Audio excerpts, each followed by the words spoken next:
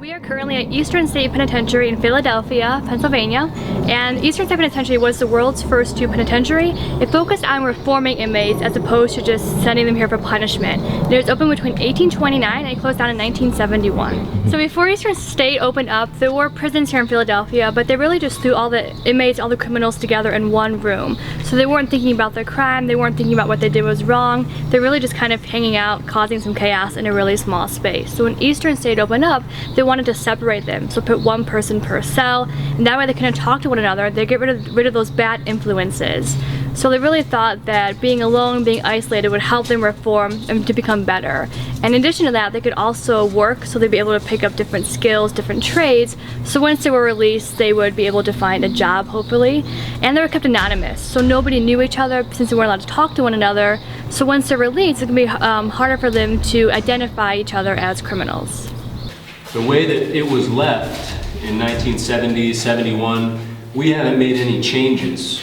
So this punishment area was closed in the 1950s and the prison used it for storage. So that's why you see old cell doors, miscellaneous items, and then of course ironically toilets, because the inmate did not have those facilities when he was being punished in this space.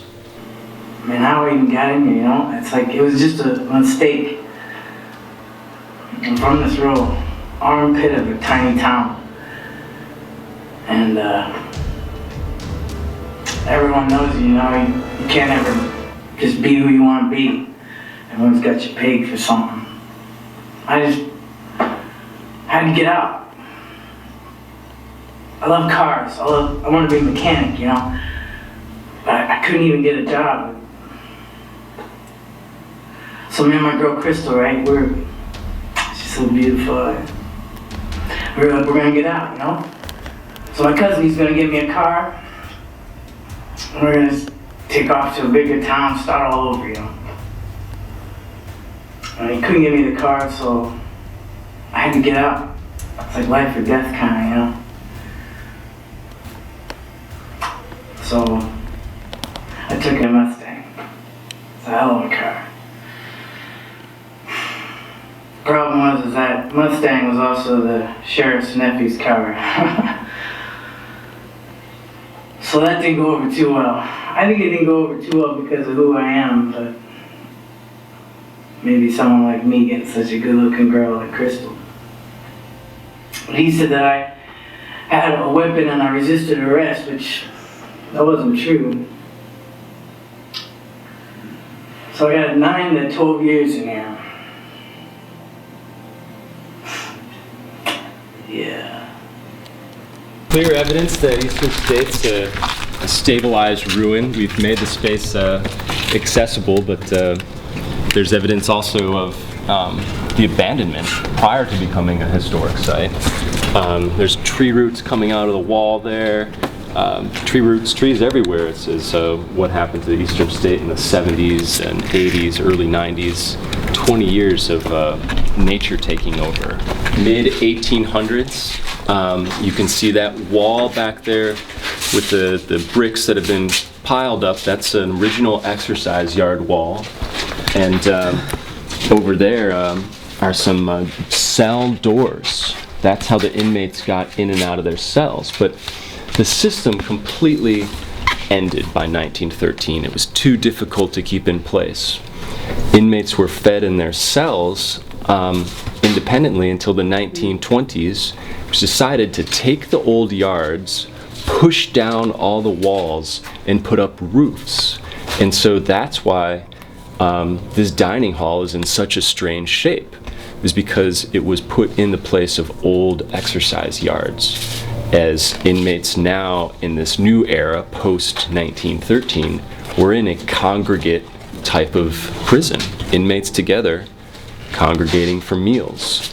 And we've left it, this would be this was from the 70s when it was abandoned. But here it is from the 20s. It's hard to imagine. At its peak, there was 1,800 inmates here. And so there was a rotation of dining. The warden could serve 700 at its peak. There's two dining halls, so we'll walk into a second one. 1961 riot, where 30 inmates were out of their cells. The weapons that were used were basic shanks, and then overpowering one guard led to inmates going into the center hub and overpowering multiple guards, just because it happened so quickly. And I think one of the reasons I like to mention it's in this space is where inmates would have been talking at very low voices and potentially speaking about how a riot could take place. Yeah.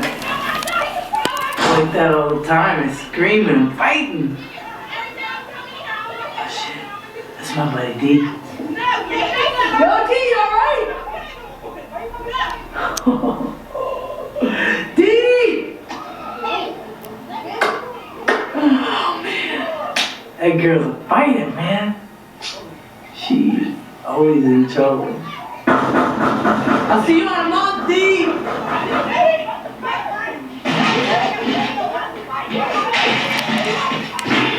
D's going down in the hole. With his shoes.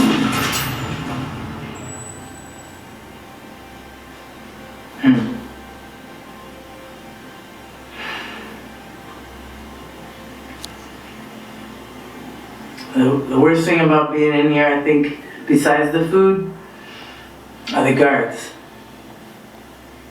The male guards. They really want to remind you that, well, they want to remind me that I'm a woman.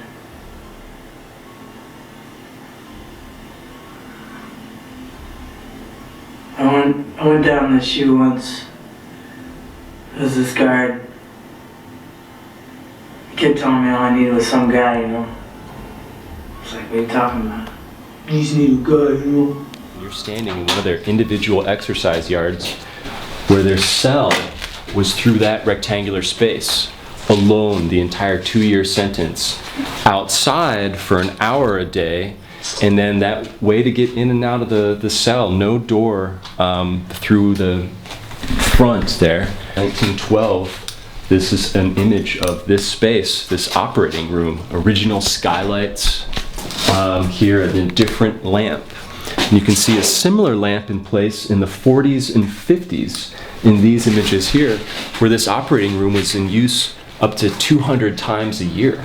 Surgeries ranging from general wounds and appendix coming out.